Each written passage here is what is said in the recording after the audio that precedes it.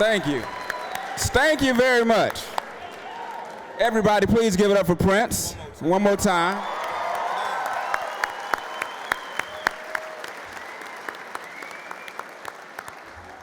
How y'all feeling this evening?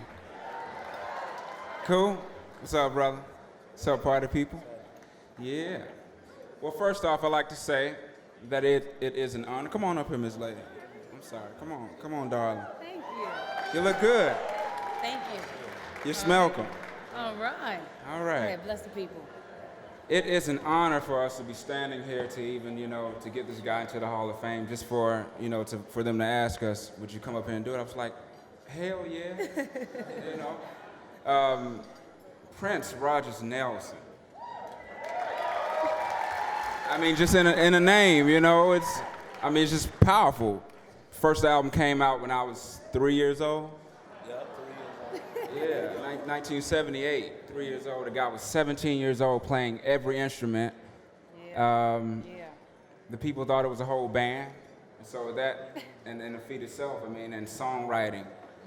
And what Prince brings to the stage is, for me, as an entertainer, like how he inspires me is, back in the day, entertainers, they were singers, they were dancers, they had great style, they had great personality. And I think we've lost a lot of that today. And so when it comes for me to do music as an inspiration, Prince is most definitely one of my greatest inspirations. Yes, sir. I have to tell her, yeah. Yes, sir. For sure.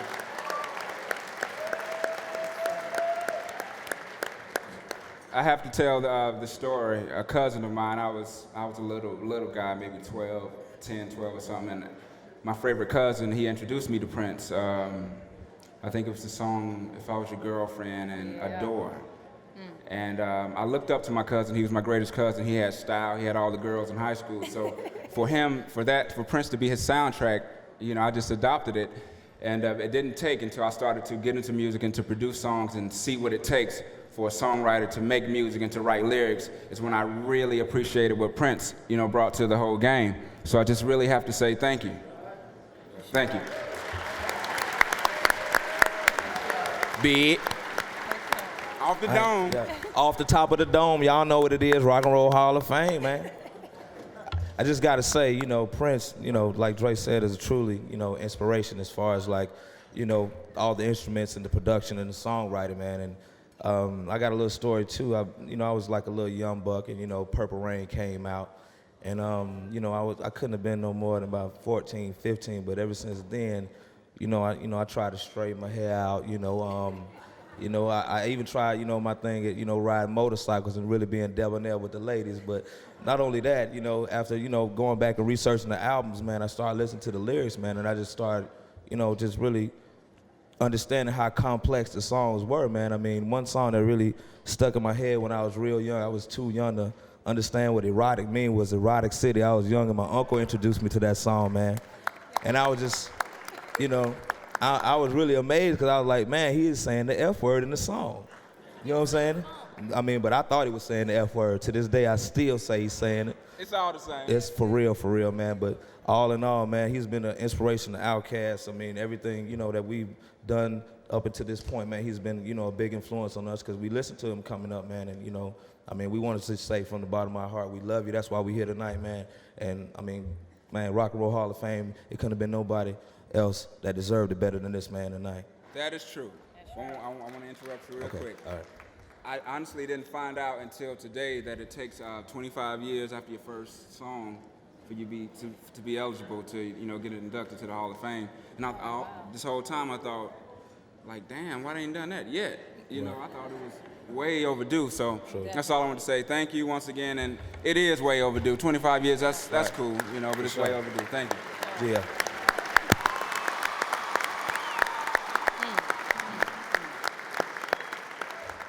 Yes. Oh my goodness. Let me just begin. There are many kings.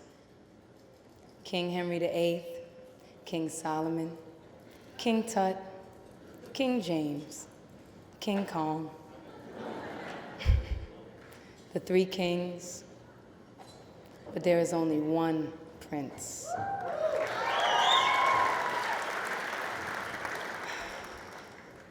Only one man who has defied restriction, who's defied the obvious and all the rules to the game. A mysterious figure who in a river of words will not suffice, can only be identified by a symbol.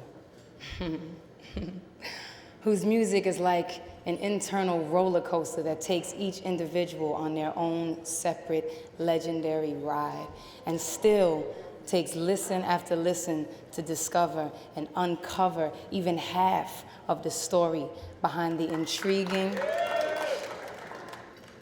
and unapologetically addictive beat of music. Yes, ladies and gentlemen, there is only one Prince.